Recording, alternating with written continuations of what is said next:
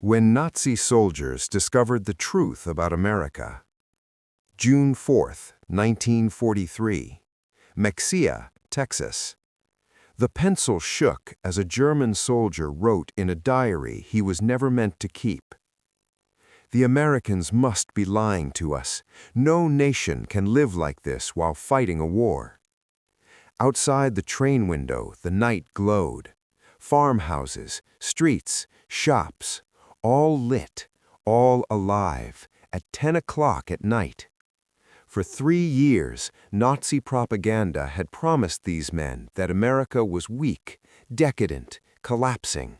But what they saw instead was electricity stretching across the Texas plains like a constellation. In Germany, blackouts had darkened entire cities since 1940. Even before the war, only 1 in 5 rural farms had power. Here, electricity flowed like water. And this was only the beginning. From desert defeat to a different world. Just weeks earlier, in May 1943, nearly 275,000 German and Italian soldiers had surrendered in North Africa. Veterans of Rommel's Africa Corps, men who had pushed the British to the edge of Egypt. Now they were prisoners. But nothing about their captivity made sense. They weren't loaded into cattle cars. They rode in Pullman coaches, padded seats, dining cars, sleeping berths. One prisoner wrote, "We boarded like tourists, not captives." The train rolled through Texas towns glowing with light, every home illuminated, every shop window alive. The lie was already cracking. The first shock: food. In makeshift camps in Algeria, German prisoners waited for transport across the Atlantic. That's when the second illusion collapsed. The Americans fed them better than they had eaten in months. White bread, real coffee, meat twice a day. At first, they thought it was propaganda. Then they realized something far more disturbing. This was standard. One soldier wrote to his mother, "We believed they were trying to impress us. We didn't know this was how they always ate." Crossing the Atlantic on floating factories.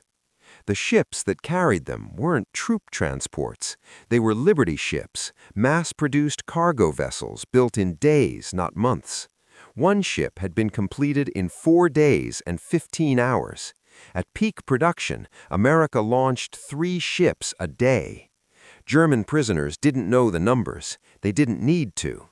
They watched sailors throw away half-eaten steaks, discard loaves of bread, dump milk because it had sat too long. Not to mock them, because to Americans, food was abundant. One prisoner wrote, "Their waste each day exceeded our company's rations for a week." Arrival in America, the lie shattered.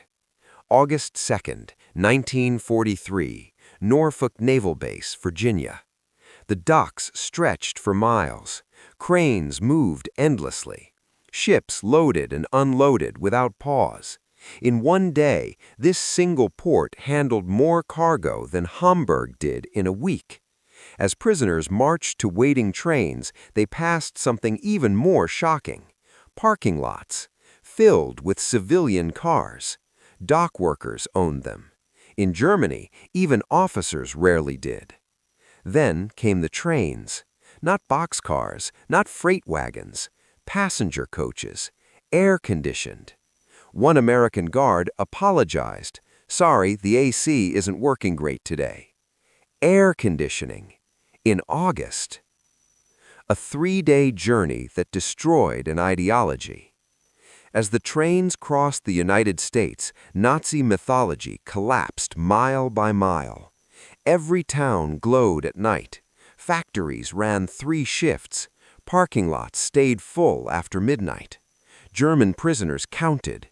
More electricity in one small town than all of Hamburg. They passed aluminum plants consuming more power than Munich. Rubber factories producing 7 times Germany's output.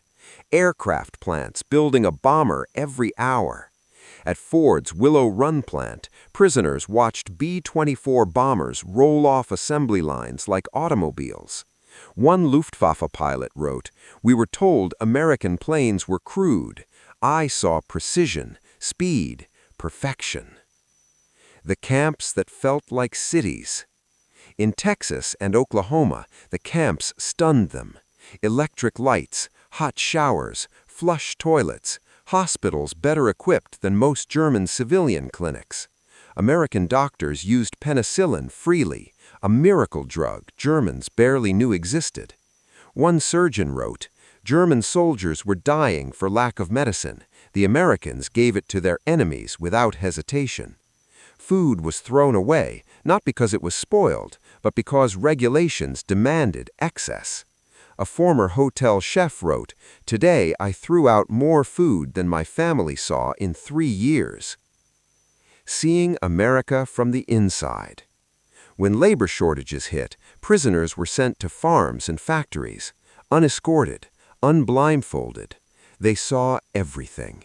Electric farms, mechanized harvesters, factories run by women, immigrants, and minorities. A single combine did the work of 100 men. Farmers owned trucks, tractors, radios, refrigerators. Not elites, ordinary people. One prisoner wrote, "This farmer had more wealth than my entire village combined, and he was nobody special."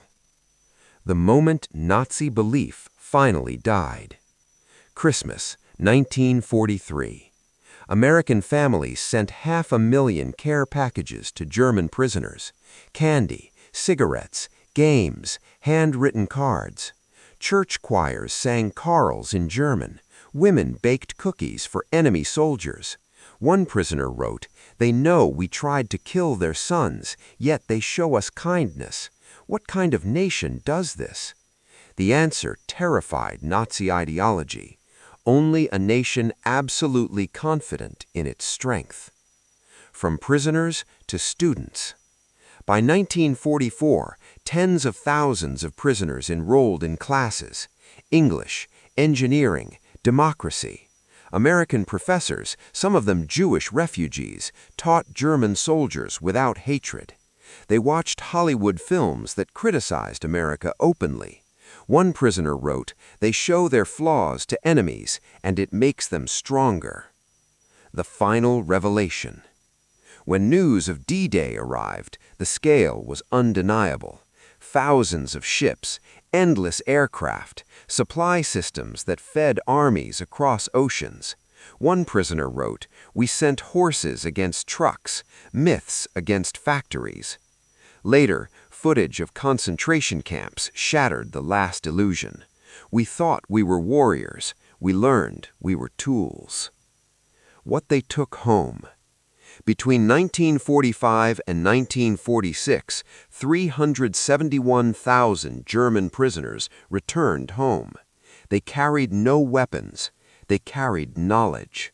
How democracy created wealth. How productivity beat conquest. How dignity produced loyalty.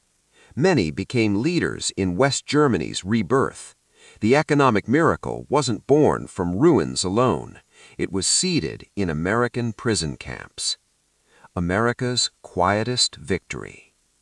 America didn't defeat Nazism only with tanks and bombers. It defeated it with electric lights, full plates, working factories, and human dignity. The prisoners arrived believing in superiority. They left believing in freedom. And that transformation, not force, became one of the greatest victories of the war.